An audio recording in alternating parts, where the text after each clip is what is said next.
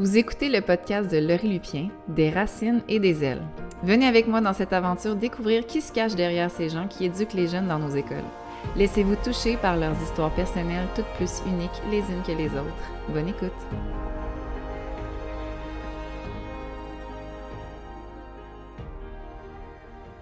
Bonjour très chers auditeurs, merci infiniment d'être au rendez-vous. Sachez que tous vos commentaires et appréciations que vous me partagez, c'est des encouragements significatifs pour moi. Ça me donne énormément de courage, puis aussi l'envie de continuer à partager ce projet avec vous. Donc, merci. Aujourd'hui, j'ai une invitée toute spéciale, c'est Madame Tracy Wilson. Comme vous le savez, elle change d'école d'ici quelques jours et je voulais lui donner la parole pour nous partager généreusement ses réflexions avant son départ. Notre conversation commence directement, donc il n'y a pas de salutation initiale. Je vous laisse écouter ça à l'instant. Bonne écoute. Fait que là, grosse nouvelle, Tracy, hein? Quand est-ce que tu le sais Est-ce que ça fait longtemps que toi tu mijotes ça? Que tu cherches à partir pour te rapprocher de chez toi? Je cherchais pas à partir. Le travail pour moi, c'était un endroit où j'étais bien, où ça va bien avec l'équipe, que j'adore. L'école, je l'aime beaucoup. Mais c'est ça, le passer 4-5 heures sur la route par jour, c'était vraiment trop pour moi et pour ma famille. Alors là, j'ai fait le choix. L'année passée, ça a commencé à mijoter dans ma tête, mais j'étais pas prête. Alors, j'ai travaillé mon CV, puis finalement, j'ai Tu rien veux dire fait qu'il y avec avait ça. des occasions l'an passé déjà? Oui. OK. Ouais, puis, mais voilà, j'ai travaillé sur mon CV, puis j'étais pas prête, mon cœur n'était pas là, alors j'ai arrêté ça. Et là, cette année, ben c'est ça, concours de circonstances, surtout dans ma vie personnelle, familiale, il fallait faire un changement. Alors voilà, je suis arrivée à ça, puis tranquillement, Fait que une quand porte tu s'ouvre. Ouais, c'est ça. Fait que quand tu dis que t'étais pas prête, c'était au niveau de tous les changements. T'étais pas prête, mettons, à te lancer dans un gros rush d'adrénaline de même? En fait, pas tant. J'étais trop déchirée de partir de l'équipe. OK, c'est l'équipe. Oui, Oh, wow. je t'avoue que j'en ai parlé avec Isabelle et on s'est mises les deux à pleurer. Et j'ai fermé la porte sur cette opportunité-là tout de suite. Mon cœur était pas là. Alors j'ai dû travailler vraiment sur moi, puis mettre en perspective c'est quoi la priorité. Je vous le dis toujours, la priorité c'est la famille. Ben c'est autour de ma famille maintenant de passer en premier. Mais ce que je comprends, c'est que BFA, c'était une famille en deuxième, là, vraiment proche. Là. Ben oui, quand on y pense, on passe énormément de temps au travail, donc c'est vrai que ça devient comme une deuxième famille, puis on vit des hauts et des bas ensemble, on vit des beaux moments, des conflits ensemble, on passe à travers beaucoup d'orages ensemble, puis c'est ça, ça fait quand même longtemps que je suis là, donc on s'attache. Ça fait combien d'années que t'es à BFA? Je suis dans ma 8e année. Toujours en direction adjointe ou directrice? Exactement. OK. Dans ta carrière, qui a combien d'années là, maintenant, à peu près? J'ai commencé à enseigner en 2006, donc ça fait 18 ans. 18, oui, presque 19. Ouais. Combien tu dirais qu'il y a de places marquantes là, où ce que ça a été justement déchirant de partir, que tu as accumulé? Je suis une fille de cœur, hein? Je suis une fille très ouverte qui s'attache au monde, une fille qui, ben, pour moi, le but de travailler dans une école, c'est d'être proche des gens. Donc, chaque milieu où j'ai travaillé a vraiment eu des moments marquants. Mais l'école Boisfranc-Aquarelle, j'avoue, c'est vraiment un coup de cœur. Là. OK. C'est un peu le cumul pour moi de tout ce que j'ai voulu faire, dans le sens où c'est un endroit pluri, c'est un endroit où on a une clientèle... un endroit pluri, donc pluriethnique, OK, oui. Ouais, plurilingue. Un endroit où l'humain est au cœur de tout, le besoin est au rendez-vous, on a la possibilité de vraiment toucher aux vies des gens. Donc, oui, à la pédagogie, oui, à l'apprentissage, mais sous-jacent à ça, on a vraiment l'occasion de rentrer en contact avec les gens, avec les vrais humains. Puis c'est ça que j'apprécie le plus là, de ce milieu-ci. Pour avoir travaillé en milieu favorisé, en milieu défavorisé, en milieu rural, en milieu urbain, pour moi, c'est comme le summum à l'école Boisfranc-Aquarelle. On touche un peu à tout, puis... OK. Ouais. Est-ce que... Moi, j'ai pas tant fait d'endroits, fait que je sais que Boisfranc-Aquarelle, j'entends toujours dire comment ça marque les gens. Puis pour moi, c'est comme ça. Je suis curieuse de nature, j'aime ça comprendre les différences de milieu. Puis j'essaie toujours de voir malgré que je me suis pas tant promenée. Qu'est-ce qui fait que Bois-Franc est aussi marquant? Ou est-ce que c'est juste tout le monde qui dit ça, puis finalement, ailleurs, c'est tout aussi marquant pour d'autres raisons? Ou est-ce que c'est vraiment ici qu'il y a quelque chose d'unique? Mais j'entends dire que quand les gens mettent les pieds ici, ils veulent plus partir. Puis c'est vrai que quand les gens ils sont en contrat puis qu'ils doivent partir, j'en entends même qui disent « Moi, je vais tout faire pour essayer de revenir à Bois-Franc Aquarelle ». Fait que c'est particulier, là. Moi, je sais pas, je me suis pas promenée dans les autres milieux pour entendre ça. Je sais pas si on entend souvent ce genre de choses-là ailleurs dans les autres écoles. Mais je pense que pour moi, rentrer travailler, il faut aimer ce qu'on fait, il faut aimer où on est. Mais dans mon expérience personnelle, c'est pas partout pareil. C'est vrai. À mon humble avis, c'est vrai. L'équipe fait la force, c'est sûr. Il y a une équipe ici qui est extraordinaire. On vit des hauts et des bas, il y a du beau et du moins beau, mais somme toute, c'est une équipe stable, une équipe qui se tient, puis une équipe qui a à cœur le bien-être des petits et des grands. Une équipe qui veut travailler dans un milieu qu'on peut qualifier de difficile. C'est pas tout le monde qui a la volonté et la ténacité ou la rigueur ou la résilience de travailler dans un milieu comme ici, parce qu'on ne se le cachera pas. Quand on regarde à l'échelle provinciale, le nombre d'écoles qui se situent à un indice de défavorisation de 10, il n'y en a quand même pas tant. Ah non? Un endroit ici où on a... Toi et moi, on est la minorité visible au sens linguistique, au sens culturel, au sens de la couleur de la peau. Donc, on baigne dans la diversité. C'est quand même assez exceptionnel. C'est sûr que dans la métropole, il y a plus d'écoles, mettons, où cet aspect multiethnique est au rendez-vous. Mais en combinaison avec l'indice de défavorisation, dans une espèce de, on dit une pauvreté, mais transitoire, on a la chance d'accueillir beaucoup de familles qui arrivent de partout dans le monde, puis pour lesquelles on est un peu un tremplin.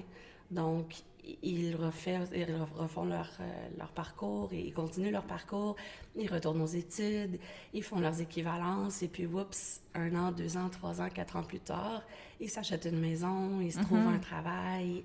Donc, il y a cette beauté-là aussi, qui est quand même une caractéristique particulière à l'école ici. On est comme témoin de changements majeurs dans les familles qui mettent les pieds ici. Ce qui n'est pas le cas quand tu sors de la métropole, justement, dans les autres écoles. De façon générale, ici, on a l'occasion, avec plusieurs familles, plusieurs élèves, de vraiment voir et de vivre et d'accompagner ce parcours-là d'immigration dans la terre d'accueil, d'arriver dans la terre d'accueil. C'est pas rien. Je me dis, je salue toujours le courage de ces gens-là qui arrivent avec parfois un pack-sac sur le dos. Parfois, hier soir, ils ne savaient pas qu'ils s'en venaient au Canada, puis ce matin, ils sont arrivés. Parfois, toutes sortes d'histoires. Donc, c'est quand même une caractéristique exceptionnelle du milieu. La mouvance, c'est pas partout dans les écoles où arrive un élève et 2 jours plus tard, il est assis dans la classe de quelqu'un. Là, je veux dire, la capacité d'adaptation du personnel est extraordinaire et fait partie du milieu, tout simplement. On n'y pense pas à toutes ces choses-là.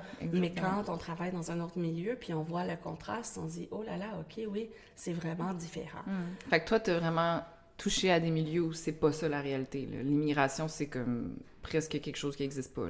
Tu as déjà été dans des écoles comme ça? Oui, tout à fait, où la clientèle, elle est très, très... comment dire, le territoire de l'école est dessiné tel que ce n'est pas un endroit accessible souvent pour les familles immigrantes. Ou encore, il y a quand même des endroits au Québec comme Saint-Laurent qui sont comme un hub. Donc, les communautés, par exemple, arrivent ici, puis il y a déjà des installations pour accueillir ces gens-là. Donc, il y a, par exemple, des appartements où c'est un peu moins dispendieux, par exemple, ou des communautés de culturelles qui sont déjà installées. Donc, pour quelqu'un qui arrive d'un autre milieu, mais c'est beaucoup plus facile de s'intégrer alors qu'il y a une communauté qui les ressemble plutôt que d'arriver à quelque part où ils n'ont aucun point de repère, aucune connaissance, aucun... Bon. Le fait qu'on a des classes d'accueil, c'est pas partout il y a des classes d'accueil. Donc, pour les enfants qui arrivent, qui parlent pas la langue, qui ont besoin de ce parcours-là, ben c'est pas partout où ils auront accès. Donc, pour toutes ces raisons-là, mais effectivement, il y a des milieux où c'est beaucoup plus fermé dans ce sens où... Toi, tu as travaillé là, c'était en quel endroit, par exemple? Bien, par exemple, dans l'ouest de Montréal, donc à Pointe-Claire, une école où on arrive, puis on regarde la liste de classe et elle ne change pas du début à la fin de l'année. OK. Ben ici, tu sais comme moi que rares sont les groupes où il n'y a pas au moins 1, 2, 3, 4 changements dans l'année, soit des arrivées, des départs, des reclassements, donc toute cette mouvance-là... Mais l'école est juste complètement différente s'il n'y a pas toute cette... Parce que, comme tu dis, on s'en rend même plus compte, nous, en tant qu'intervenants, ça fait partie de notre quotidien à chaque minute. Mais j'ai de la misère à m'imaginer c'est quoi, finalement, enseigner sans cet aspect-là. Puis je me dis, ça doit être beaucoup plus linéaire. Je sais pas si c'est le bon mot, là, mais tu sais, beaucoup moins de rebondissements, beaucoup moins de haut et de bas, puis d'adaptation à chaque instant, là. Mais j'oserais dire que c'est pas plus facile ou difficile, puis c'est pas plus linéaire. Non. C'est peut-être un peu moins dynamique, c'est peut-être le mot dans le sens où... je reviens avec le mot mouvant, il y a beaucoup moins de changements brusques d'un jour à l'autre. Toutefois, souvent dans ces milieux-là, arrive une pression supplémentaire de la part des parents, par exemple.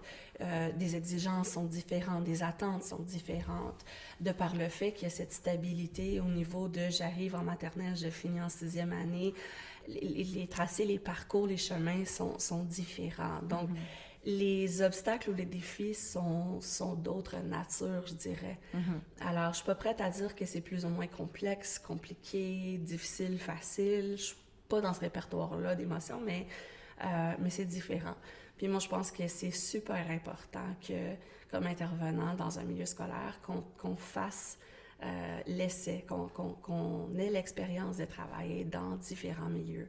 Parce que sinon, on se crée une image et une philosophie, une idée de qu'est-ce que c'est qu'enseigner, par exemple, ou intervenir, ou peu importe, même au primaire, au secondaire, alors que c'est vraiment pas partout pareil. Puis on peut aller à 2 kilomètres d'ici, aller dans une école du même centre de service et vivre une toute autre expérience. Donc, c'est même pas au niveau géographique que c'est pareil ou différent. Mais je trouve ça super aidant ce que tu dis parce que effectivement on se crée une image comme enseignant, comme intervenant auprès des élèves. Puis là, ce que tu nous racontes, finalement, ça nous aide à nous mettre en perspective puis à en reprendre conscience. Parce que c'est une force incroyable que je trouve qu'on a de s'adapter autant, puis d'être aussi accueillant, aussi résilient, d'aller rencontrer là où ils sont, puis de les amener le plus loin possible. Puis comme tu dis, dans des écoles où il n'y a pas cet aspect-là, on est plus dans la performance, puis il y a la pression des familles qui veut performer, on va plus loin parce que c'est ça qu'on veut pour notre enfant, c'est comme ça qu'on voit l'école. Mais ici, l'école, c'est pas ça, c'est comme accueillez-nous puis aidez-nous à nous intégrer. C'est tellement différent, puis ça fait tellement du bien de se le rappeler, comme c'est ça notre mission ici, là, à Bois-Franc-Aquarelle. C'est pas la même mission, comme tu dis, qu'à Pointe-Claire. Puis elle est tellement importante. Puis en même temps, j'oserais dire que, ayant travaillé dans un milieu comme ici, bien, j'ai compris l'importance de l'humain à travers ça. Donc, par exemple, dans le milieu où je m'en vais, c'est un milieu tout autre. Tu veux nous en parler un peu? C'est quoi déjà le nom de l'école? C'est l'école Eau-Claire à Saint-Lazare. Donc, je m'y connais pas assez pour me prononcer, mais c'est sûr que la clientèle est très différente. Est-ce qu'il y a un indice de défavorisation de... De 2. Alors, 2, c'est un autre monde. Oui, puis nous, à Bois-Franc-Aquarelle, juste pour que les gens le sachent, c'est 10. 10. Oui, le plus. Oui. Mais donc, ça ne veut pas dire que dans un milieu où on n'est pas la terre d'accueil, on n'a pas toutes les particularités dont on vient d'énoncer tout à l'heure par rapport à l'école Bois-Franc-Aquarelle ici, mais l'être humain est tout aussi important. Puis chacun, à mon avis, a son histoire et a ses moments de fragilité. Donc, c'est pas... c'est faire fausse route, à mon avis, de penser que parce qu'on est dans un milieu plus aisé, plus, entre guillemets, simple, ou peu importe comment on veut le qualifier, que la vie des gens n'est pas autant touchée par ci ou par ça. Donc, ayant travaillé ici, c'est sûr que ma priorité va toujours être l'humain, va toujours être, mais que se passe-t-il derrière ou en dessous de tout ça? Puis je pense que c'est là la clé, en tout cas pour moi, de la réussite, de comprendre et de prendre le temps pour comprendre ces choses-là, parce que je pense que n'importe qui peut apprendre que 2 plus 2 égale 4, mais si le cœur n'est pas au rendez-vous, ben ce sera plus tard que cet apprentissage-là va être fait. Mais bref. Tu as quand même côtoyé, j'imagine, différentes personnes qui sont directrices ou directeurs. Puis j'imagine qu'il y a quand même des archétypes. Je sais que tout le monde est unique, mais tu sais, toi, tu parles que tu es une directrice, que c'est l'humain avant tout.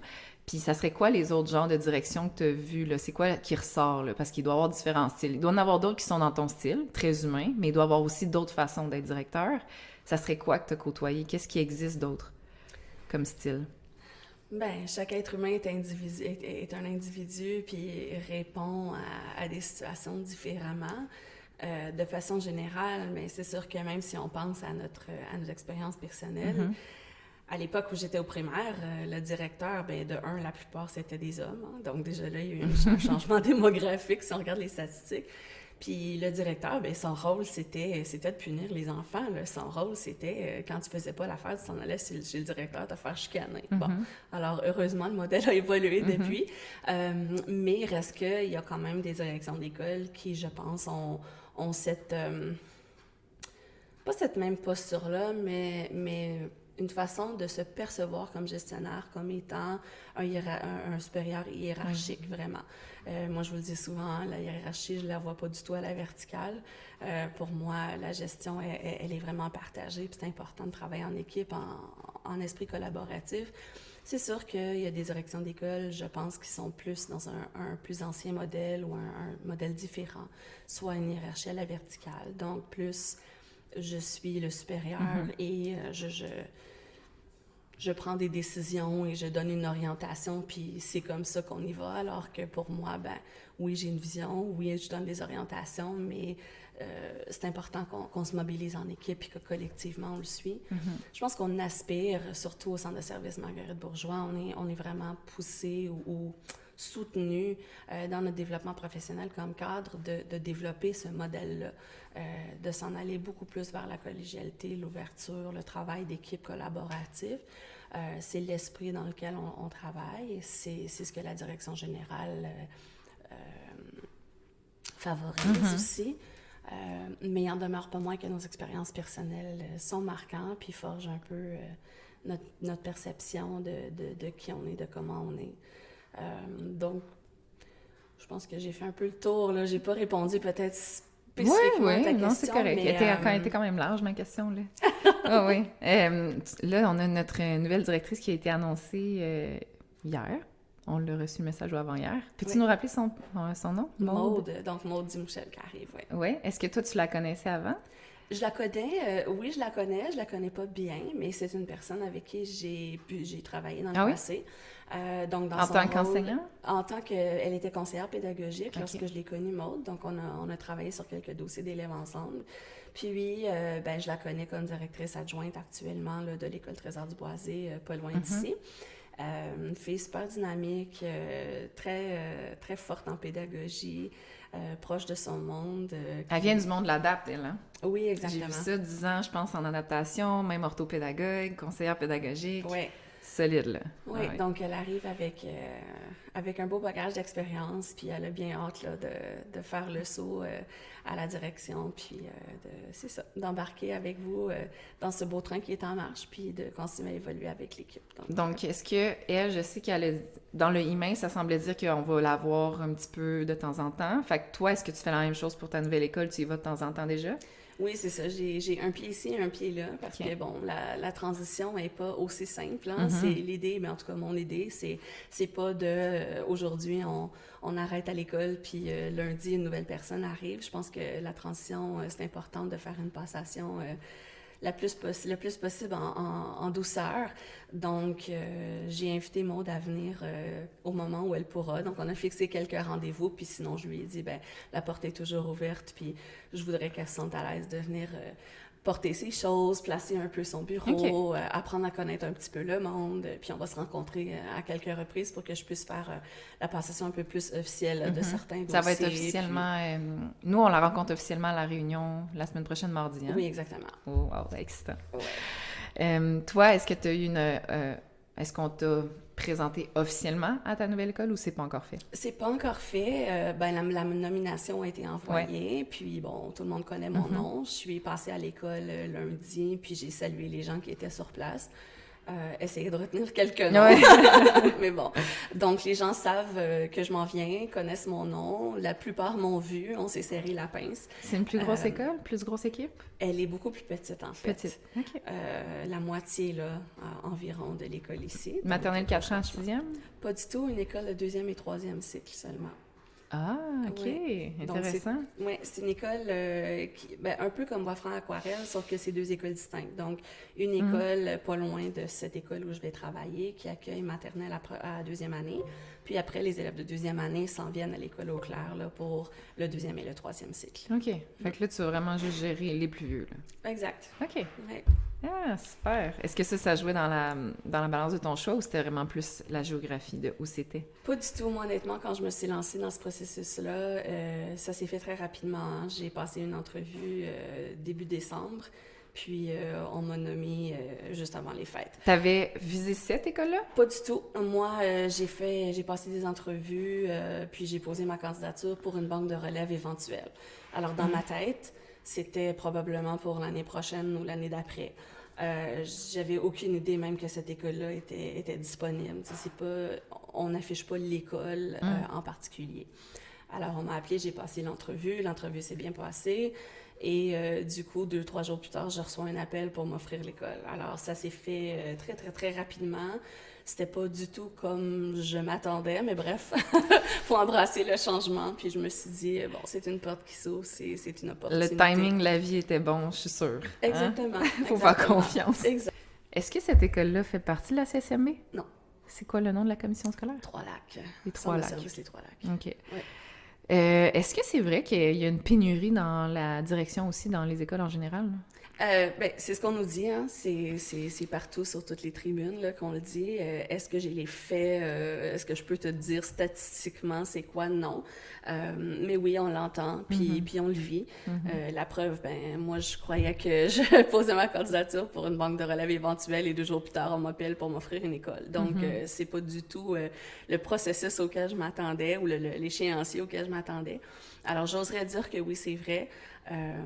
Mais je suis qui, moi, pour te dire ça, sinon qu'est-ce que je lis dans les médias, juste en général, que je vois. C'est ça. Je me disais, toi, tu as un pied dedans, fait que peut-être confirmer ce qu'on entend, mais effectivement, ton expérience prouve que ça va vite. Donc, il doit pas avoir une banque qui attend à se tourner les pouces. Là. Ça doit être placé assez vite, tout le monde. C'est beaucoup plus vite que ça l'était avant. Là. Avant, quand on aspirait à la direction, mais il y avait un processus. Il y a encore un processus là, de sélection et tout, mais c'était faux de penser qu'on était enseignant aujourd'hui et dans quelques mois, on serait nommé à la direction adjointe, là, par exemple. Alors que de plus en plus, ça se fait rapidement parce que les besoins sont au rendez-vous. Par exemple, à Marguerite-Bourgeois, les écoles sont beaucoup plus grandes qu'elles ne l'étaient il y a une dizaine d'années, une quinzaine d'années. Et donc, déjà là, le nombre de cadres requis est plus grand que ce qu'il y avait avant, parce que plus l'école est grande, plus on a besoin de main-d'œuvre. Bon. Puis, c'est sûr que c'est pas tout le monde qui a envie d'occuper cette fonction-là. Ça doit être beaucoup moins populaire que l'enseignement en général, j'imagine. Je sais pas, c'est vraiment la perception, je pense, des gens. Tu sais, oui, c'est pas un travail facile, mais c'est un travail passionnant, un travail que j'adore. Mais je pense qu'il faut pas avoir peur, puis il faut pas se fier toujours sur ce qu'on entend.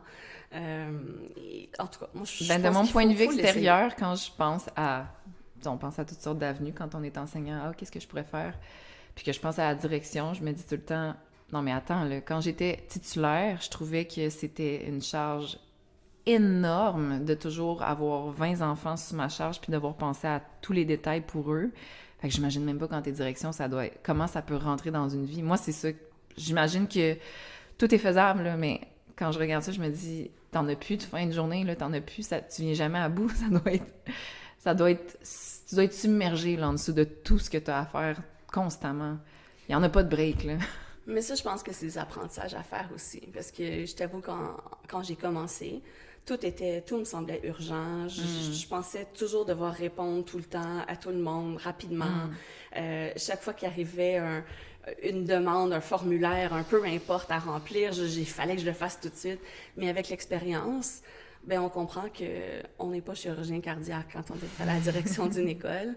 Puis, il y a des choses qu'on perçoit au début, et même aujourd'hui, comme étant des urgences, mais quand on fait un pas de recul, puis on regarde, on se dit, attends une minute, c'est vraiment pas urgent. Puis au contraire, vaut mieux prendre le temps de réfléchir avant de poser une action, de dire quelque chose, de questionner, que d'y aller à la va-vite, parce que c'est là où on se trompe. En tout cas, pour moi. C'est aussi important d'avoir cette perspective de c'est quoi les priorités. Personnellement, j'ai eu des moments où c'était très difficile parce que je suis une fille, oui, de carrière, je suis une fille de famille, je suis une fille très humaine et c'est très, très facile de devenir comme une éponge émotionnelle. Alors, j'ai eu à travailler fort sur mon moi-même par rapport à ça parce que c'est facile dans un milieu comme ici de prendre les problèmes, les défis, les vécus des gens, petits et grands, hein, pas seulement les élèves, leur famille, les membres du personnel qui vivent des choses, et de les prendre presque comme si ça nous appartenait tellement qu'on veut aider. Alors, de se former cette espèce de carapace, ça prend du temps, mais c'est ça qui fait qu'on est capable, justement, je pense, de mieux gérer les priorités puis de contextualiser tout ça. Alors, oui, je pourrais dire que mes journées n'ont pas de fin, mais c'est à moi de mettre fin à mes journées, parce que personne ne va le faire pour moi, ni pour autre personne. Ben, de même que titulaire, aussi, la journée peut ne jamais finir. Quand on travaille avec l'humain, c'est pas une carte de punch, là, comme quand on travaille à l'épicerie, puis on rentre à 7 heures, puis on ferme à 4 heures, puis c'est tout, puis c'est fini.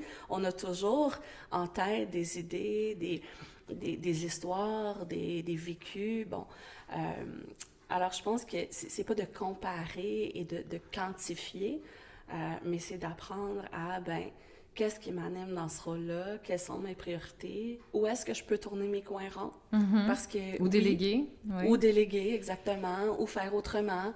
Ou mettre de côté quelque chose parce qu'il faut placer son effort là, sur autre chose. Donc, mais ça s'apprend. Puis ça s'apprend assez rapidement. Dépendamment de qui on est, comment on est.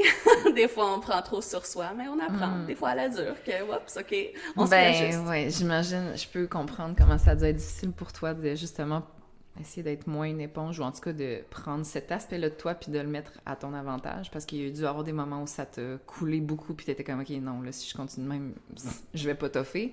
Fait que je dois faire une différence. Mais ça reste que quand on parle de Tracy comme directrice, on parle d'une femme où on n'a pas peur de venir la voir avec nos demandes, on n'a pas peur de s'ouvrir à elle, on n'a pas peur de se confier, on n'a pas peur d'être qui on est finalement, parce qu'on sait qu'on va être accueilli. Quand on ferme la porte, on peut tout te dire, puis t'es une fille de solution, puis t'es jamais une fille dans le jugement. Fait que ça, je sais que c'est énormément apprécié, puis les gens, ils ont de la peine de perdre ça. Quand tu vas partir, là, ça c'est ouf.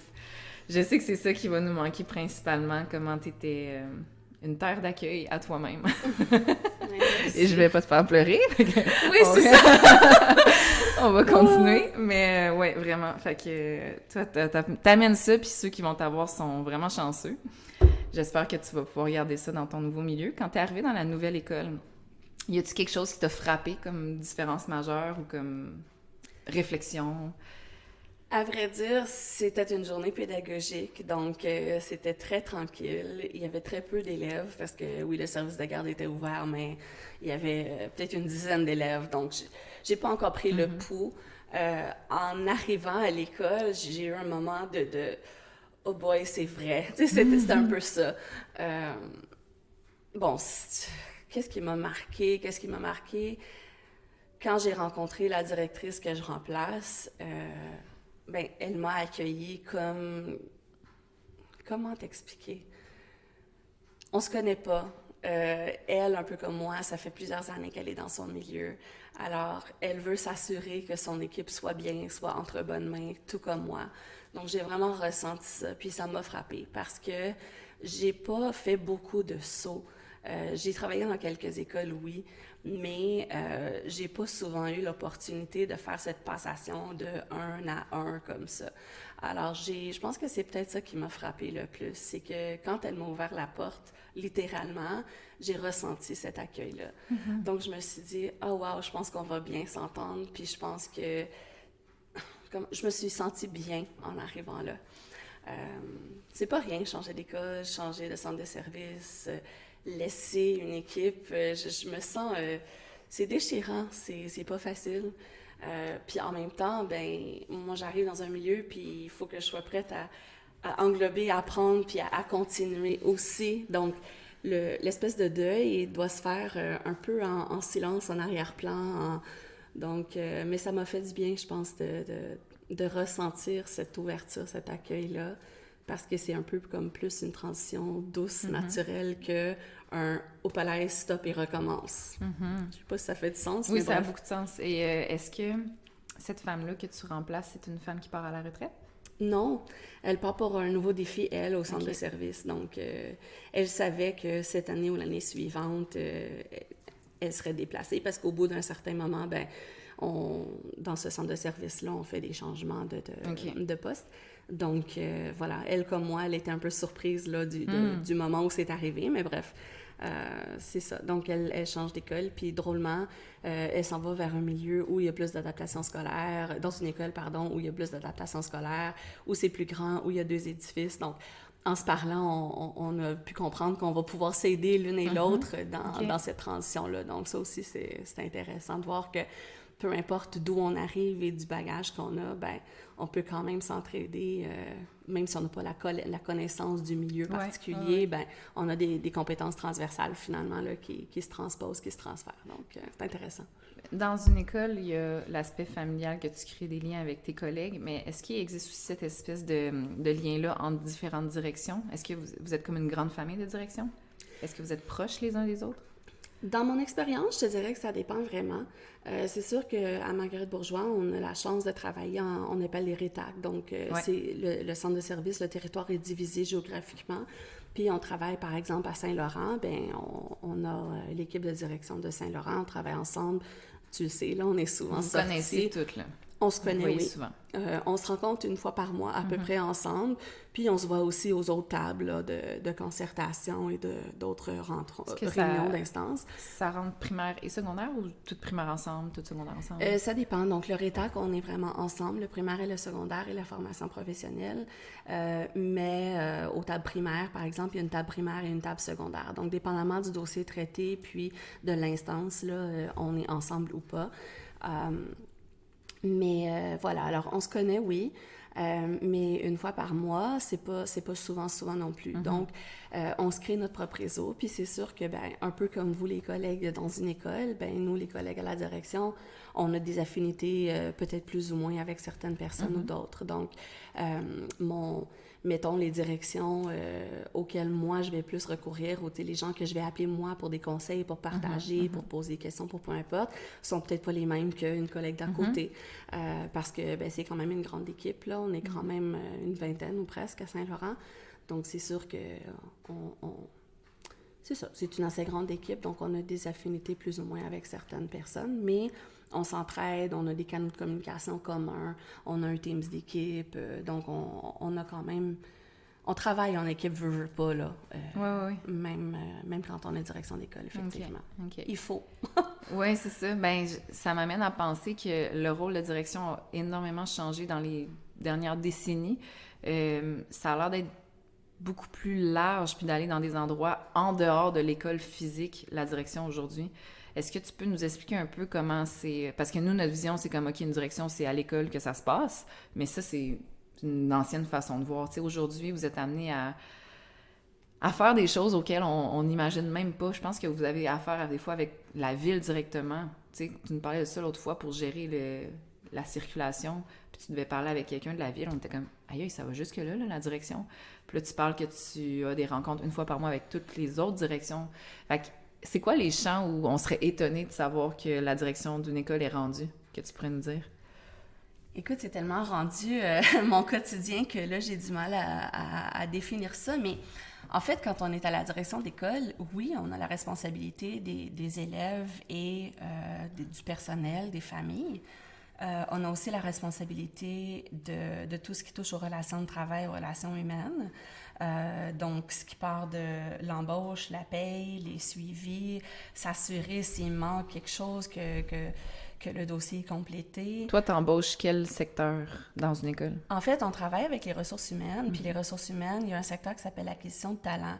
Et eux, normalement, ils sont à la recherche de candidats, puis ils font une espèce de screening, si je peux me permettre l'anglicisme, et ils nous proposent des candidats. C'est surtout en cours d'année. Donc, lorsque les bassins et tout, nous, on formule nos demandes là, par écrit pour les remplacements qui s'incombent, pour le personnel dont on a besoin pour l'année suivante, par exemple. Mais pendant l'année, quand il y a un départ, soit à la retraite, soit un congé de maternité, un congé sans solde, peu importe, bien, il arrive avec la pénurie de plus en plus qu'on n'a personne pour venir remplacer. Donc, c'est là où on travaille avec le secteur d'acquisition de talent, puis on passe des gens en entrevue, puis on peut procéder à l'embauche de ces gens-là. Toujours en concertation. Tu fais des entrevues. Oui, exactement. Okay. Bon, alors il y a ces aspects-là. Il y a tout l'aspect des ressources matérielles. Donc, le bâtiment en tant que tel, s'assurer de la sécurité. Mais de la sécurité, par exemple, quand les pompiers viennent et disent il faut dégager la salle mécanique, il faut enlever ci, ça, il faut s'assurer que ce soit fait. Fait qu'ils viennent vous présenter à toutes les directions qu'est-ce qui doit être instauré, puis vous devez retourner dans votre milieu, puis vous assurer que c'est mis en place? C'est ça, ils viennent visiter dans les milieux à peu près aux 2 ans, okay. Ça dépend. Des fois, ils viennent plus souvent, des fois moins souvent. Les ressources matérielles, quand ils viennent, là, justement, on a fait des inspections récemment. Donc, ils sont venus, c'est une firme externe qui vient puis qui évalue les risques dans chacun des locaux. Alors, ils vont nous faire un rapport. Là, je viens de les recevoir hier. Alors, c'est toutes les recommandations à mettre en place, les changements à apporter, les réparations à être effectuées, les rénovations à demander, etc., pour s'assurer là, de la conformité des règles de sécurité. Alors ça, les gens ont peut-être pas idée qu'on gère ça. Les projets cours d'école, par exemple. Bon, ben c'est bien beau, maintenant on a 2 belles cours d'école, mais le travail en amont, ben on travaille avec les architectes, on approuve les plans, on fait des visites de chantier avec ces gens-là, on recueille leur avis, leurs conseils, on revient à l'équipe, on fait les allers-retours. Fait que toi, tu as physiquement été dans des chantiers pour voir de tes propres yeux des idées. Oui. OK. Oui. Puis, on penserait pas ça, là, tu sais. Mais c'est ça, quand on n'est pas dans le bureau, les gens, je sais pas ce qu'ils pensent, là, mais en tout cas, on n'est pas au gym, au resto. Non. On se dit, ta commission scolaire, ta commission scolaire, mais des j'imagine fois, que tu te promènes à bien d'autres endroits, là. Exactement. Il y a, bon, tout l'aspect, le déneigement, la pelouse, tout ça. Alors, on a des entrepreneurs, mais il n'y a pas une tempête de neige, par exemple, où, oups, ils n'ont pas oublié de déneiger un endroit ou un autre. Donc, c'est suivi, là, 5 ans. Les uniformes des concierges, les routes des concierges, s'assurer que les produits sont commandés pour le ménage d'été. Bon, alors, tout ça, là, qu'il ne manque pas de papier toilette, tous ces aspects-là. Les ressources financières. On gère un budget à l'école ici qui rôde le 3 millions. Donc, c'est quand même pas rien. Alors, de s'assurer que les dépenses soient en lien avec les priorités de l'école, les cibles du projet éducatif, s'assurer qu'on réponde aux réels besoins du milieu sans créer des déficits, s'assurer de surveiller justement... bon, il y a énormément de salaires là, dans l'école. Il y a des mesures qui descendent du ministère de par le fait que, oui, on est une école, mais de plus, parce qu'on est une école indice 10 avec pluri, donc on a des mesures que d'autres écoles n'ont pas. Donc, des enveloppes budgétaires importantes qu'il faut s'assurer de déployer à bon escient et de dépenser pour toutes les bonnes raisons. Tous les suivis qui doivent être faits à cet égard-là. Des rencontres aussi avec les finances, parce que heureusement, on ne gère pas tout ça tout seul. On a besoin de poser des questions des fois. Là. Moi, je ne suis pas comptable dans la vie, donc il y a des choses où il faut valider. Bon, tout ce qui est la collaboration, la communauté, là, donc, bon, le conseil d'établissement, préparer tout ça, discuter avec les parents, aller prendre leur pouls, leur son de cloche par rapport aux grands enjeux. Travailler avec le communautaire, tous les organismes communautaires. Alors, on les rencontre, on entretient des bonnes relations avec eux. Par exemple, l'unité offre un camp, utilise nos locaux pour que nos élèves puissent bénéficier de leurs services, de leur encadrement. Le YMCA, on travaille avec eux pour offrir des activités d'aide aux devoirs parfois, de projets particuliers. Quand on fait des projets comme Bleu, Blanc, Rouge, par exemple, avec le Canadien de Montréal, mais toute cette planification-là, ces rencontres-là, ces suivis-là, organiser le transport, bon, tout ça. Le communautaire, les gens qui sont dans le besoin, alors savoir quels sont les organismes communautaires, à qui on peut les référer, travailler avec Prémila, notre agente de milieu, pour s'assurer de conserver des bons liens entre les familles et la communauté. Oui, le politique, donc parfois on est appelé à des aspects plus cérémoniaux. Donc, par exemple, lorsqu'il y a un agrandissement ou la cour d'école ou les murales qu'on a fait, donc bon, le maire peut venir parfois avec, je dis la paparazzi, là, mais les médias, tout ça, pour faire, bon, des ouvertures officielles ou couper des rubans rouges. Bon, je niaise un peu, mais c'est la partie que j'aime le moins de mon travail, mais bon, il y a ça quand même à faire. Le sens politique, donc d'être à des rendez-vous où on représente l'école ou le centre de service par moment. Comme dans quel contexte on doit représenter le centre de service? Bien, par exemple, s'il y a un projet comme la murale, alors là, bon, il fallait s'attacher avec la ville, avec l'arrondissement pour avoir le permis, avec le centre de service pour avoir le OK, parce qu'on peint quand même sur le mur d'un établissement.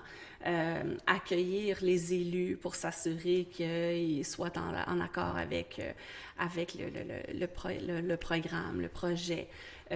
Parfois, il y a des collègues qui vont en Europe même pour visiter d'autres écoles, pour amener nos idées-là, font des échanges culturels avec des directions de l'Europe qui viennent visiter dans leur milieu. Donc, cette représentativité-là, parfois à des colloques, bon, ça peut varier, là. J'essaie de concocter des exemples, mais... Mais c'est assez large pour donner une idée aux gens à quel point, finalement, c'est un pourcentage physiquement dans l'école, mais t'es amené à visiter des dizaines de lieux auxquels on pense pas, puis qui ont directement, dans notre tête, pas de lien avec l'école, mais que finalement, tu te promènes partout, là. C'est ça, puis surtout dans une école comme Boisfond Aquarelle, qui est vraiment une école communautaire. Je veux dire, le fait qu'on accueille autant de gens nouvellement arrivés fait qu'on est vraiment un pilier pour ces gens-là, puis on s'en fait une mission aussi, là. Alors, de travailler avec le CIUS, par exemple, bon, les hygiénistes dentaires, quand elles arrivent dans ton bureau, là, c'est pas un coup de chapeau, ça, là, ça arrive pas comme en un tour, 3 mouvements, c'est des rencontres, c'est de la planification, donc, tout ça, la communication, ça a l'air de rien peut-être, mais quand on vient mettre du paillis là, dans les bacs pour la cour d'école, ben il faut y penser. Il faut que la clôture soit ouverte, quelqu'un soit là, la ville soit au courant, les ressources matérielles soient au courant. Donc, énormément de coordination, de communication. Bon, en tout cas, je veux pas trop pas exagérer, mais en mettre. Non, moi, je trouve ça fascinant de voir comment c'est large, là, puis ça aide beaucoup à comprendre c'est quoi ton rôle, finalement.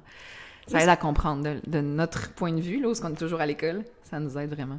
C'est pour ça que parfois, j'entends des commentaires tels que « Ah, ça fait quelques jours qu'on t'a pas vu. » Oui, mais c'est pas parce que je suis pas dans le corridor, dans la classe, en train de vous saluer, d'être là avec vous. Ça doit être tellement fatigant d'avoir à comme, justifier ça. Tu sais, c'est comme...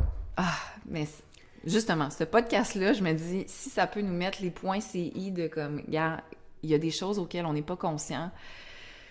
Tu sais, des fois, on dit aux enfants, genre, attention, tu comprends pas l'autre nécessairement, tu sais, tu peux pas le juger aussi rapidement, mais c'est comme, faisons donc la même chose de notre côté, là, tu sais. C'est évident, là, que les directions, ils emmènent l'âge en maudit, puis qu'on doit leur faire confiance, puis arrêter de tout le temps faire des petits commentaires avec des sous-entendus.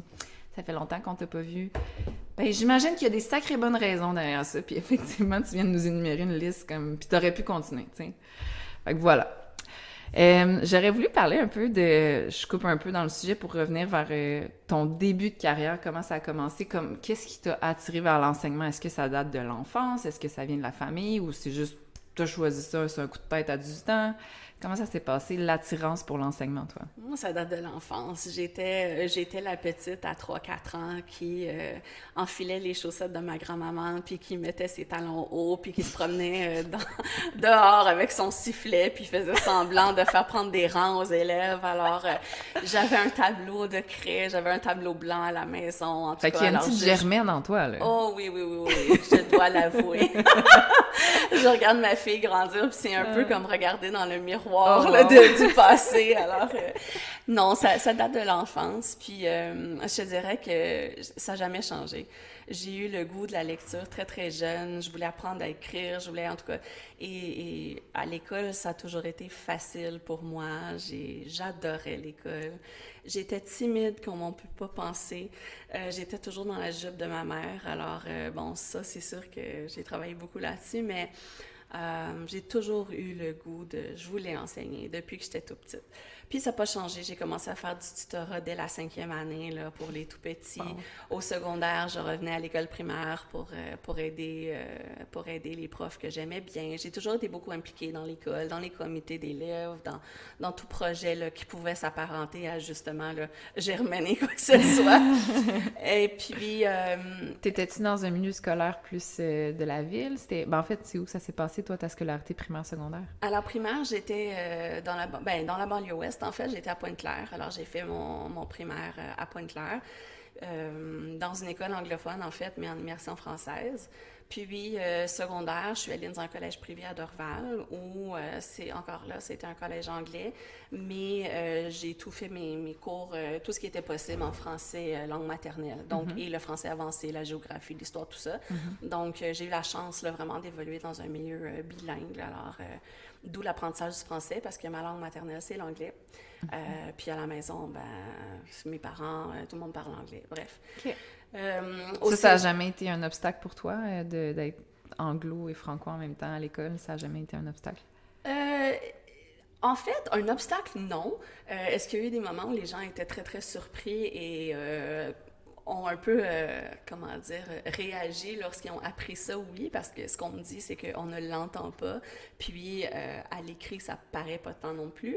Donc, les gens, parfois, quand on parle, par exemple, dans le salon du personnel de politique, et on se laisse emporter un peu, et puis j'arrive, puis je dis « Ah, ben oui, mais moi, tête carrée, peut-être que je vois ça autrement. » Et là, les gens, oups, s'arrêtent. Tête carrée, qu'est-ce que tu veux dire? Je rigole. Anglophone, alors l'expression tête carrée. Donc, c'est sûr, okay. Ouais. Alors, c'est sûr que la perception, parfois, elle est différente. J'ai des... Comment dire, ma philosophie, ma croyance par rapport au bilinguisme peut différer peut-être de certains. Bon, alors, ça peut être... C'est des occasions où moi, je choisis de rigoler là, parce que je n'irai pas faire la guerre par rapport à mes croyances personnelles. Non, c'est pas ça. Mais c'est sûr qu'il y a eu pas des obstacles, mais des moments un peu rigolos où les gens ont fait « Oh, OK. » Moi, je me rappelle, quand je t'ai entendu parler en anglais pour la première fois, j'ai fait « Ah, elle est donc ben bonne! » Puis j'étais comme « OK, je pense que c'est ça, sa langue première. » Exact. J'en revenais pas, t'avais switché, puis les intonations, puis le slang, là, j'étais comme « Hey, wow, c'est donc ben beau! » Puis là, on m'a dit « Ben oui, mais elle est anglophone. » J'étais comme « Ah, OK! » Honnêtement, je le perçois à peine, peut-être des fois dans des intonations. C'est même pas comme le vocabulaire ou la structure de la phrase, c'est comme, on entend une intonation de fond parfois, que c'est comme « Hey, ça sonne en anglo, ça! » Oui, c'est ça. Fait que là, dans le fond, toi, t'as vraiment plongé dans le tutorat des primaires, t'as continué au secondaire. C'est ça qui t'a amené à voir que t'adorais l'enseignement. Ça a jamais été comme... T'as jamais douté de ça? Non, jamais douté de ça. Arrive au cégep, j'ai fait quelques cours en psychologie, puis je m'intéresse beaucoup à la psychologie. Pourquoi? Ah, c'est ça, j'allais dire pourquoi t'as pas choisi l'enseignement, mais on peut pas choisir l'enseignement au cégep. Pas au cégep, ouais. Donc... c'est ça. Alors, j'ai suivi quelques cours en psychologie. Je me suis dit, ça, c'est un champ d'intérêt qui m'intéresse en backup ou en second plan ou en complémentarité, finalement.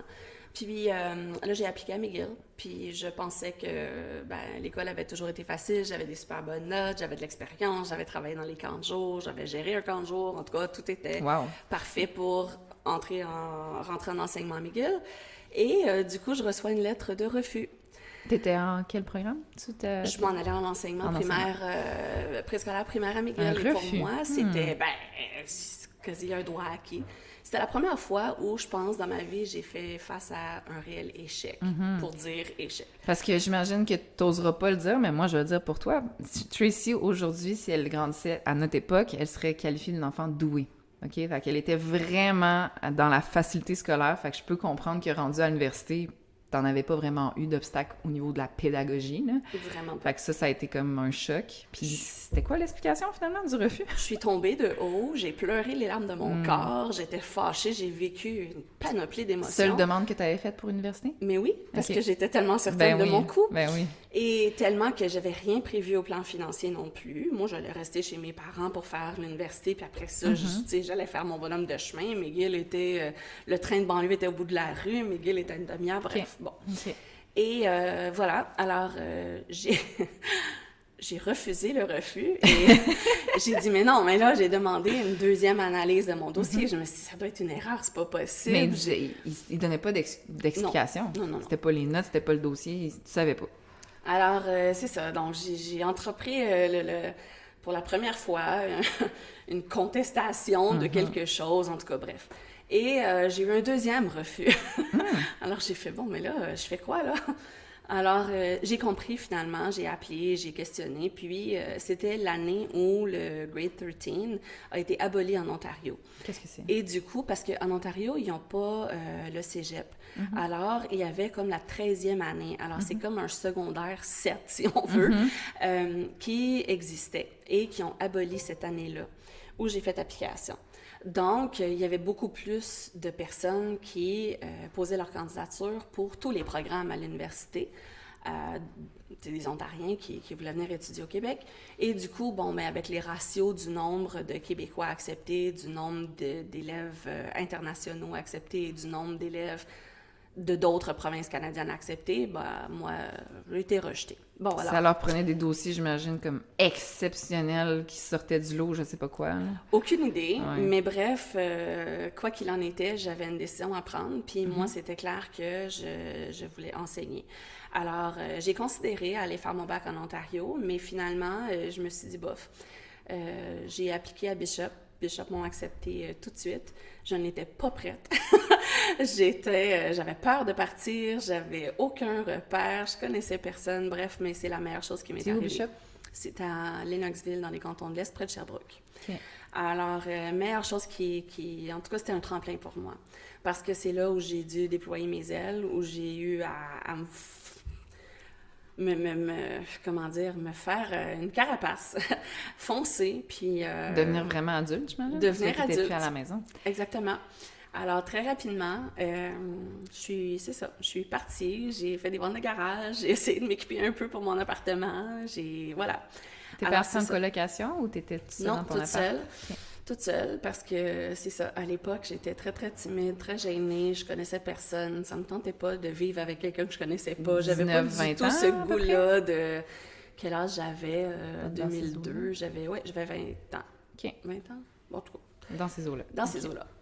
Alors, c'est ça, je suis tombée en amour avec les cantons de l'Est. Ben là, t'étais proche de la nature. Vraiment. Ça a été une révélation, j'imagine. Tout à fait.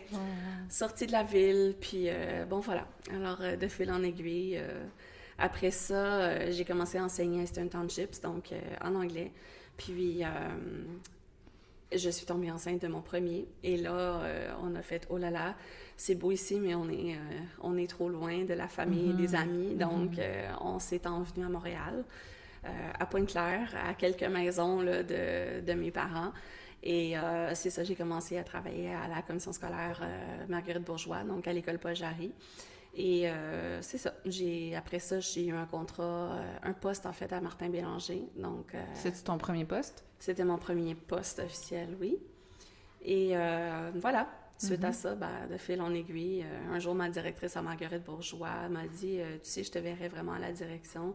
Je pense que tu devrais aller à la soirée d'information. » Je lui ai dit « Mais non, c'est pas le temps. J'ai 2 jeunes enfants, ça se peut pas. » En tout cas, toutes les raisons étaient bonnes. Mais est-ce que toi, dans ta tête, peut-être pas à ce moment-là, tu t'étais dit « Ouais, peut-être un jour la direction, pourquoi pas? » Non, moi, je me suis dit « Jamais de la vie. » OK, tu t'étais dit « Jamais de la vie. » Oui. Alors, je suis allée. Je me suis dit « Bof, je vais lui faire plaisir. On va voir ce que c'est. » Puis, je suis sortie de là avec, je me suis inscrite ce soir-là au cours de DESS. Fait que t'as quand même été piquée de curiosité solide, là. Tu t'es inscrite. Piquée de curiosité, je me suis dit, rendue là, je suis une fille qui aime l'école, qui aime étudier, qui aime apprendre. Je me suis dit, bon, même si je m'en vais pas là, ben au moins, il faut que je m'informe, il faut que je vois c'est quoi, faut que, bon.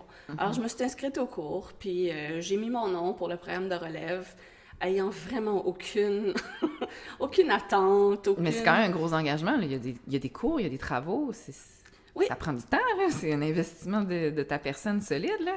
Sauf que, ben, tu me connais, moi, je saute à 2 pieds dedans ou je fais rien du tout. Donc, voilà, je sautais les 2 pieds dedans. Puis En fait, tu dis, tu me connais, tu sautes à 2 pieds dedans ou je fais rien du tout. Moi, je connais je fais tout, là. Je fais rien du tout, genre, je l'ai jamais vu, même pas un peu, là. Mais c'est rare, c'est rare.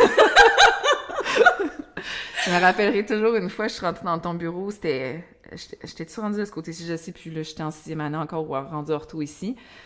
Mais c'était quand même une période où il y avait encore beaucoup de détails de COVID, puis c'était encore très complexe, puis t'avais 1 million de choses dans ton assiette, puis j'ai vu un livre d'espagnol sur ton bureau, puis j'étais comme, quoi? Tu as dit, oui, je vais apprendre un peu l'espagnol, je vais essayer de m'y remettre, j'étais comme, ah oui, c'est ça, tu me parlais de tes projets de ferme, d'animaux, de ci, de ça, de hockey, puis là, il y avait ça en plus sur son bureau, j'étais comme, ça se peut pas. En plus, par-dessus tout ça, je vais apprendre l'espagnol, je vais me remettre dedans. Mais c'est parce que cette année-là, on avait reçu beaucoup d'immigrants du Mexique et ça m'embêtait de toujours devoir appeler quelqu'un pour traduire, pour des conversations qui pourraient être simples, sinon juste comprendre un parent ou l'élève. Puis j'avais étudié l'espagnol au secondaire et j'étais vraiment trilingue, mais là... Juste avec les cours du secondaire? Oui. Wow! Oui. T'avais une bonne... ouais, bravo. Parce que Mais moi, j'en ai eu, puis ça m'a jamais rendu trilingue. Non, mais j'adore les langues. J'ai une facilité pour apprendre les langues, semble-t-il. Alors, mais je l'ai perdu au fil du temps. On s'en sert pas, on le perd. Alors, je me suis dit, mais là, ça n'a pas de sens, là. Alors, oui, effectivement, je l'ai encore, le livre. Mais bon. Chapeau, vraiment. Quand tu as commencé l'enseignement, est-ce que je me doute de la réponse, mais t'étais-tu plus polyvalente ou il y avait vraiment un niveau, une spécificité dans laquelle tu voulais aller puis vraiment plonger, ou tu étais comme non, moi je veux prendre ce qui se présente? Au début, moi je suis arrivée dans un contexte où il n'y avait pas de pénurie, hein? Puis j'étais dans le secteur anglophone, alors avec la loi 101, on prenait ce qui passait. Un contrat 100%, ça n'existait pas à l'époque, bon, en tout cas pas du tout dans la commission scolaire où j'étais. Puis, moi quand j'ai commencé, je me suis dit, j'ai des preuves à faire, je dois commencer, je dois apprendre, je suis qui, moi, pour dire, je veux telle affaire, je veux C'est bon. tellement différent d'aujourd'hui où on a le luxe de faire, qu'est-ce que j'aimerais, tu sais, puis on se fait tirer dessus. Moi, je me rappelle au début, c'était comme je me faisais appeler par la commission scolaire Marguerite Bourgeois. Qu'est-ce que tu veux? Dis-moi ce que tu veux, je te le donne, je suis sûre, je vais te le trouver. Allez, viens-t'en, reviens à Montréal. J'étais comme, ça doit être du jamais vu, là, parce que les gens, quand tu commences en enseignement, c'est comme tu dis, j'ai mes preuves à faire, puis je vais pas commencer à être picky, pour prendre le mot en anglais. Je vais juste prendre ce qu'on m'offre. Fait que toi, c'était ça dans ton contexte. C'était ça. Puis de toute façon, à cette époque-là, c'était comme ça. Puis dans mon éthique de travail personnel, jamais j'aurais dit « je veux tel niveau, je veux... » Et même aujourd'hui, je t'avoue que j'ai de la difficulté avec ça. Je comprends que les gens ont le luxe de choisir, mais pour moi, quand on commence dans une profession, que ce soit l'enseignement ou autre, je me dis... Mais on est qui pour dire je veux telle affaire, je veux pas tel horaire, en tout cas, bref, tranche de vie. Mais c'est ça, mais j'ai eu la chance de pouvoir remplacer la dame qui prenait sa retraite, mais avec laquelle j'avais fait mon stage de bac 4. Comme moi! Alors, c'était extraordinaire. J'ai eu une multi 1-2 cette année-là avec... Écoute, je te parlerai de la composition de la classe, puis tu n'en reviendrais pas, mais c'était la plus belle année que j'ai passée en enseignement. J'ai appris littéralement sur le tas. J'étais en mode survie toute l'année, mais la plus belle expérience en enseignement de mon souvenir. Je pense qu'on a tous cette fameuse année-là, ou couple d'années où on est comme en mode survie, puis il n'y a pas d'autre mot. Tu comprends parce que tu l'as vécu là. Je sais tellement de quoi tu parles. Ce qui m'étonne, c'est que toi, tu dis, ça a été ma plus belle année. Oui. Moi, ça a été... Je pensais pas m'en sortir, là. Je m'en suis sortie, mais toi, ça a été ta plus belle année. Pourquoi? Parce que tout était nouveau, tout était compliqué, tout était difficile, tout était rushant. Toi, tu brilles là-dedans. Et moi, c'était comme, allez hop, go, t'es capable, fonce, trouve la solution. Wow. Fais autrement. Ça m'a tellement confrontée à rien n'était simple. Rien. et la composition de cette classe-là, j'avais 2 élèves TSA qui fonctionnaient à un niveau des atteintes très, très importants, non-verbaux. J'avais 3 élèves qui avaient des troubles sévères du langage. J'avais, n'oublions pas, une multi 1-2, ils devaient apprendre à lire et à écrire, ces jeunes-là, entre autres. J'avais 2 enfants qui avaient des difficultés au plan comportemental, mais là, on lance des chaises, on évacue la classe, on veut crever des yeux avec un stylo. Je pense que la définition de classe multi n'est pas la même. Moi, multi, dans ma tête, c'est 2 niveaux et non pas une classe d'adapte. Ben, normalement, c'est ça par définition, mais la composition de cette cohorte, de cette classe-là, c'était ça. Alors, quand je dis mode survie, c'était pas juste parce que la profession était nouvelle, c'était parce que la sécurité pouvait être compromise des fois. L'apprentissage, je savais même pas comment m'y prendre, mais c'était tellement des beaux défis et comment les rejoindre, ces jeunes-là. Et c'était magique, vraiment, vraiment, vraiment. Puis, dans le secteur anglophone, ben c'est l'intégration à 100%, puis les ressources, orthopédagogue, il n'y en avait pas. Psychoéducatrice, elle était dans l'école une demi-journée ou 2 semaines. La psychologue, il y en avait une pour tout le réseau. Je veux dire, on était seuls, là. C'est go, capable. Alors, voilà, c'était vraiment ça. Mais magique, j'ai tellement appris, puis c'est là où je me suis dit, ouais, il faut apprendre à... La prof d'en face, on s'est rapidement alliés, on travaillait beaucoup ensemble, mais j'ai beaucoup compris l'importance de comprendre l'humain, puis de voir, ben, c'est quoi la fonction de ce comportement-là, qu'est-ce qui fait que, c'est quoi le déclencheur, c'est quoi pour amener un espèce d'apaisement dans le groupe. Mais c'était rochant, mais je le referais demain matin. Vraiment. Puis c'est là où j'ai découvert, en fait, que la première année, c'est mon coup de cœur. Le déclic qui se fait au mois de décembre, quand l'enfant apprend à lire, ne serait-ce qu'une syllabe, un petit mot, oh my God, ça me fait pleurer à chaque fois. Donc, c'est mon dada. C'est ton dada. Est-ce que tu as expérimenté d'autres niveaux? Oui, j'ai enseigné à tous les niveaux du primaire. Soit dans des contrats, des remplacements, des années complètes. J'ai fait plusieurs fois là, des groupes multi comme ça. Donc oui, j'ai touché un peu à tout le primaire, mais mon coup de cœur, c'est la première année, c'est clair. Bon, ben écoute, on a déjà parlé 1 heure, toi et moi, Tracy. Tu as été super généreuse. Merci énormément. Je sais que les auditeurs vont être ravis. Puis la plupart des gens ne savent pas que je t'ai invité au podcast. Fait que ça va être une belle surprise dans le BFA de vendredi.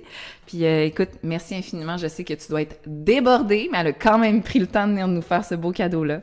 Merci beaucoup, Tracy, puis on te souhaite tellement le meilleur, puis on espère te revoir de temps en temps. Et merci pour l'invitation, puis très humblement, ben, je vous ai partagé une petite parenthèse là, de ce qui se cache en dessous de qui je suis et de qu'est-ce que je fais. Puis oui, avec plaisir, je vais revenir. Vous allez me manquer terriblement, vous le savez.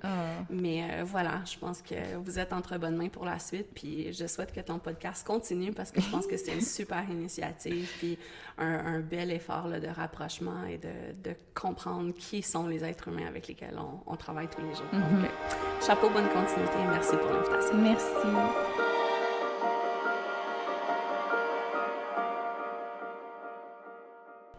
Il reste un petit morceau à notre entrevue qui est en fait une petite discussion qu'on a eue en dehors de l'entrevue officielle où moi et Tracy, on discute de notre grand intérêt pour les voyages de style nomade en nature. Donc, un petit extra à la fin comme ça que je vous laisse écouter. Fait que t'as quand même un esprit de nomade solide, là. Ah ouais, moi j'adore, ouais, moi... tu sais, maintenant que j'habite en campagne, on a vendu la roulotte, ça va parce que je suis comme constamment dans la nature, mais sinon, là, moi je suis jamais en ville, là. Jamais, les fins de semaine, on partait. T'as grandi dans cette ambiance-là aussi? Pas du tout. Non? Mes parents avaient une tante roulotte quand j'étais toute petite. Mais mon père travaillait à son compte, puis ma mère, en tout cas, on n'avait pas les moyens de voyager, là, vraiment pas. Puis mes parents sont très sédentaires. Fait que, mais c'est ma tante et mon oncle, eux, ils voyageaient tout le temps. Puis moi, je suis leur filleule, fait qu'ils m'ont pris comme sous leur aile. Fait que j'ai voyagé beaucoup avec eux. Puis c'est là où j'ai découvert le camping, tu sais, mais camping de luxe, on s'entend, là. Eux autres, ma tante, c'est une poule de luxe, là. Mais, puis là, le Winnebago, moi, c'était pas abordable. Mais Matt et moi, quand on a eu les enfants, on s'est dit, ben on va s'acheter une roulotte, puis ça va être notre fonds de vacances. Nous, on partait jamais à l'étranger. Mes enfants ont pris un avion il y a quelques années pour la première fois. T'as-tu l'impression d'avoir manqué ou tu trouves que ça compensait vraiment? Non, je pense que c'était parfait, là. Moi, j'ai vraiment aimé. À refaire, là, c'est ça que je referais. C'est pas de tout repos pour les parents, là, vraiment pas. Parce que, voyager avec des enfants, ça doit pas être de tout repos, peu importe la façon. Là. Mais tu sais, quand moi, t'es tombée malade cette année-là, on est parti au Mexique, puis dans un 5 étoiles, dans un resort où j'avais besoin là, on arrive là, puis je m'occupe de rien. Là. Fait que ça, c'était super le fun. Avec les enfants? Oui, avec les enfants. Mais ça, on pouvait pas se payer ça. Tu sais, même pour nous, là, c'est une fois au 5, 6, 7 ans qu'on peut se payer ça. Là. Alors qu'en camping, tu sais, on avait la roulotte, on l'a achetée, elle nous a coûté beaucoup de sous, mais on la payait par mois, comme une hypothèque, comme une location de char, comme... Fait que c'était plus facile à gérer financièrement. Puis c'est comme je te dis, t'arrives à quelque part, que tu manges chez toi, que tu prends l'épicerie puis tu manges dans la roulotte, c'est pas une dépense supplémentaire. Là. J'ai une amie qui me parlait comment aussi c'est pratique pour les enfants parce que ça les déstabilise moins dans la routine puis c'est moins dur à rattraper chaque jour parce que c'est le même environnement tout le temps. Fait que ta routine est établie puis il n'y a pas de surexcitation dans une nouvelle place. Tu sais ce que tu fais à telle heure, tu sais à quelle heure tu te couches, tu sais où sont tes choses. C'est ça, puis les enfants avaient chacun leur lit, tu sais, il y avait une toilette dans la roulotte. Fait que quand il pleuvait, comme tu dis, on était à l'abri, on avait l'eau au vent de sortie, puis on se promenait toujours avec une petite tente aussi. Fait que, tu sais, des fois, les enfants voulaient faire dodo dehors dans la tente parce que c'était cool. Puis là, ils ont eu la chienne 5 minutes après, ils rentraient, tu sais. Puis dans la roulotte, tu sais, écoute, la roulotte était super écœurante qu'on avait, là. Je veux dire, c'était plus beau que ma maison à l'intérieur petit, mais... Fait que, tu sais, on avait une télé là-dedans, fait que quand t'arrivais à quelque part, puis bon, on avait besoin de se calmer, peu importe, bien, il y avait des aménagements pour faciliter la chose. Tu sais, j'avais un four micro-ondes dans ma roulotte. OK. Fait que popcorn, c'était pas tout le temps le Jiffy Pop sur le feu parce que s'il pleuvait à bord debout, tu sais, bon. Mais Matt et moi, on a fait du camping en tente longtemps. Ben, avoir des enfants. Avant les enfants, on en a fait beaucoup. Dans le ZEC, là. Pas d'eau, pas d'électricité. OK. Ça, on peut juste le savoir si on te parle, parce que quand on te regarde, on pense que t'es plus une madame de la ville, tu sais. Oh non, vraiment pas. OK. Non. Ouais. Ben, à chaque fois que j'entendais quelque chose de toi, ça me surprenait. J'étais comme, hey, OK, on se ressemble plus que j'aurais pensé. Ouais, Vraiment. Vraiment. Super inspirant.